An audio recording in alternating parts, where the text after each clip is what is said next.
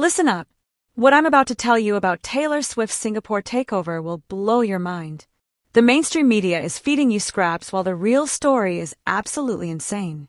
If you're not subscribed to this channel right now, you're missing out on the raw, unfiltered truth that nobody else has the guts to tell you. Hit that subscribe button and smash that notification bell because what happened in Singapore is just the beginning. You think you know what happened when Taylor Swift rolled into Singapore? Think again. This wasn't just 3 concerts. This was a full-scale cultural takeover that left an entire nation shook. 150,000 screaming fans packed the Singapore National Stadium for 3 nights straight. But here's what the sanitized media reports aren't telling you. This was the second biggest show of her entire career. We're talking about a woman who's performed for millions, and Singapore made her top 2 list. While everyone was expecting Swift to hide away in some luxury hotel like every other mega celebrity, what does she do? She hits the streets.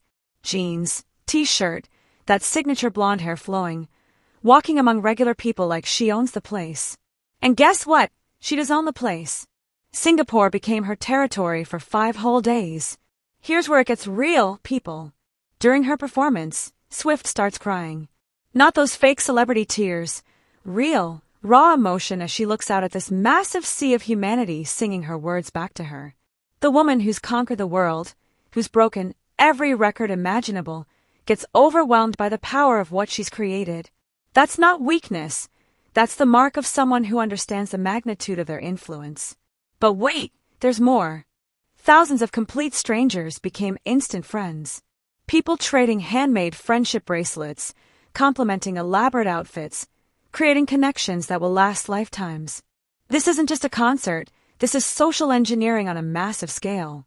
Swift has created a movement where people drop their guards, forget their differences, and unite under the power omis. Now let's talk about that voice. Critics love to whisper about live performances, studio magic, and auto-tune. But when Swift delivered that 10-minute version of All Too Well, live, every single hater had to eat their words. And the piano debut. Pure, unfiltered artistry. No backing tracks, no safety nets. Just Swift, a piano, and 50,000 people hanging on every note. Here's what's really interesting. Swift chose Singapore as her only Southeast Asian stop. Think that's a coincidence? The Singapore government rolled out the red carpet because they know the economic impact.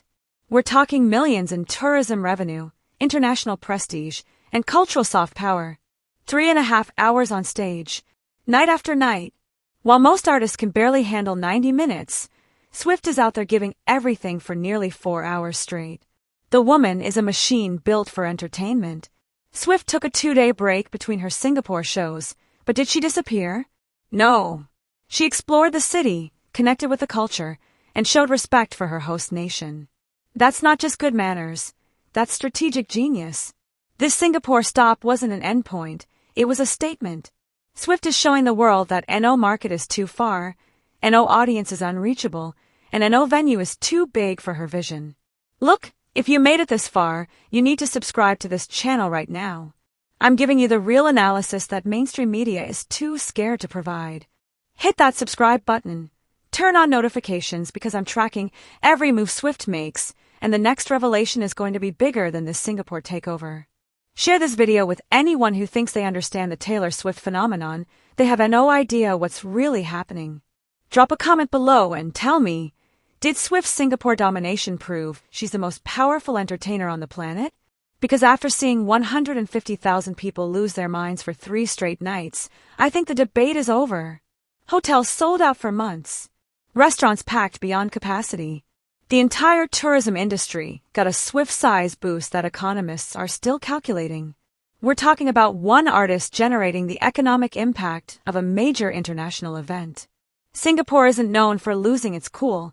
It's one of the most orderly societies on earth. But Swift turned the entire nation into screaming, crying, singing superfans. That's not entertainment. That's culturalge. Here's the truth they don't want you to know. Taylor Swift didn't just perform in Singapore, she conquered it. And if you think this is where her global domination peaks, you're dead wrong. This is just the beginning of something massive, and I'm going to be here tracking every move, analyzing every strategy, and giving you the unfiltered truth that nobody else has the courage to deliver.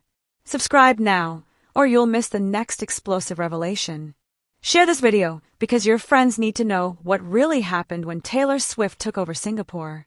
The era of safe, sanitized celebrity coverage is over. This channel delivers the raw truth, and if you can handle it, welcome to the revolution.